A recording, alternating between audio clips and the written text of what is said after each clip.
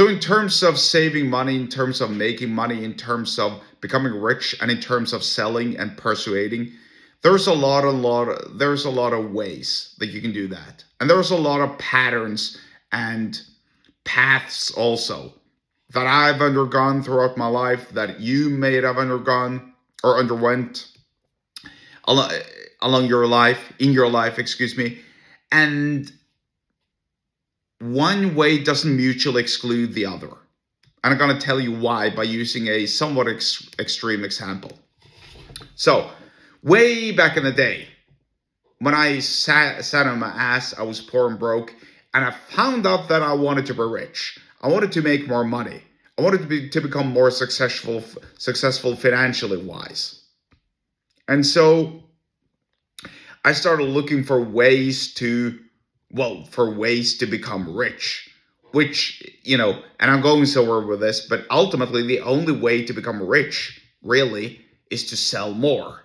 The only way to make more money is to sell more. Sell more of whatever people are buying. I mean, that's one of the very, very few ways, unless you're gifted money, that you're actually going to make money. Anyway. So I started out following the FIRE movement. I don't know if you've heard about it. I don't even know what the FIRE movement stands for. I think it's financial independence, and I don't know what the retirement, financial independence, retirement, evolution. I don't know what the E stands for. Anyway, it's got something to do with finances, obviously, independence, becoming financially independent, being able to retire, and I don't know, really. Maybe it's education. Yeah, maybe that's it. Financial independence, retirement, education. Maybe that's it. I don't really know. FIRE. It just sounds fire. Well, here's what the FIRE is really about. It's all about living a frugal life. It's about living a frugal lifestyle where you make as much money as possible, obviously, but then you save yourself broke. You live on the bare minimum, even if that means rice and lentils and beans. You drink water all the time. You can't even afford Coke. You hardly can afford to drink coffee. And then the idea is, you're supposed to live off of your investments for the rest of your life. And the theory is, with a 4% annual return on investment, if you save up $1 million, then you can afford to live off of that for the rest of your life, barring, inflation, money printing, extreme price volatility and increase, and maybe your stocks go to shit. And you're forced to live essentially as a slave. That's what you are. Now, obviously, the false is, and it took me so many years before I realized this. I don't even know how or why. But there is a cap to how much you can save. If you make $4,000 a month, or let's say, if you make 10 grand a month, and you want to save $9,800, that's fine. And you're going to live off of $200 a month. And that's supposed to cover food, rent, utilities, the power bill, heating, etc., etc.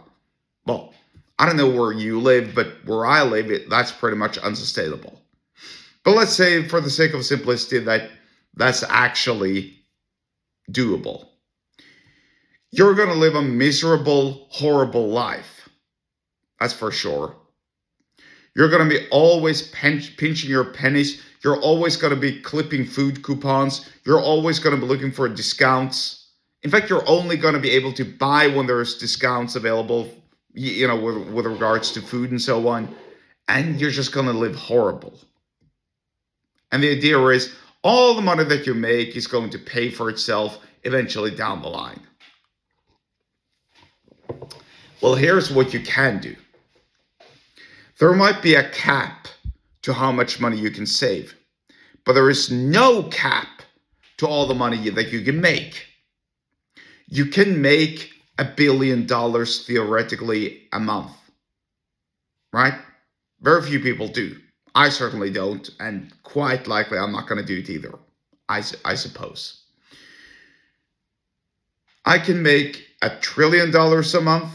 I can make $1 trillion a day. I could theoretically make $1 trillion a second, but it's going to be very hard to do so. I don't in fact know how I'm going to do it, but just theoretically, I could do it. So, isn't it better to aim to make more money and then also focus on working hard towards your business whilst, yes, you're taking advantage of all the discounts that there are there. You're saving all the money that you can afford to save while also living a comfortable lifestyle. And here's the catch. Because you're working so much on your business, because you have so many business investments and expenses, you don't have time or capacity to party and to waste money on nonsense because you're working on your business nonstop. That's it. Think in those terms instead. And sure enough, if you have kids, if you have a family, if you have, commitments that you need to prioritize, by all means, go prioritize them. Anybody with kids will tell you that. Anybody with a family will tell you that. Anybody with loved ones close to them will say that, look, you need to take care of your family, your parents, your children, whatever first. Or when you have the opportunity, of course. But you could always get up early and work on your business. You can always stay up late and work on your business. There's ways around it. My point is simply this. You can be penny pinching and looking for cheap discounts and save a lot of money if you're starting out broke and at the same time work hard on your business. One does not exclude the other. Now, there's one factor that you can't forget in all this, and that is the usage of time. Time is finite. And so if you spend 2 hours to drive to a grocery store just to save 10% for, ground beef or eggs or your oatmeal, whatever, that's a waste of time, right? Don't be dumb. I even know about people who drive for hours and hours and hours, even crossing country borders to get cheaper food, only to not think about the massive, first of all, the costs of driving, the fuel costs, and also the massive time suck, all to save 10%. It's not worth it. But if you're living in the middle and you have store A and you have store B, store A is twice as expensive as store B. And it's roughly around the same amount of travel that you need to do to go to store A and store B. Well, then don't be dumb. You, of course, go to store B if you don't waste too much time.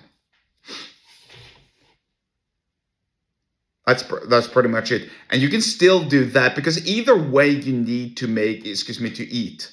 You need utilities. You need essentials. So it means you need to go to the store regardless. So if you can actually save 50% off, then why aren't you doing it?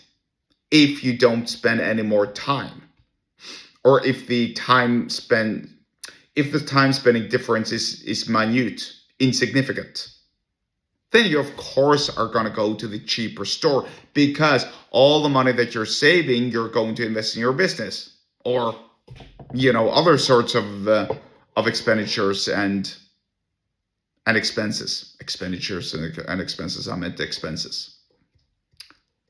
The point is, one does not exclude the other, and you can do both. You can simultaneously work hard to build your business so that you can become rich and sell more and also save money where possible.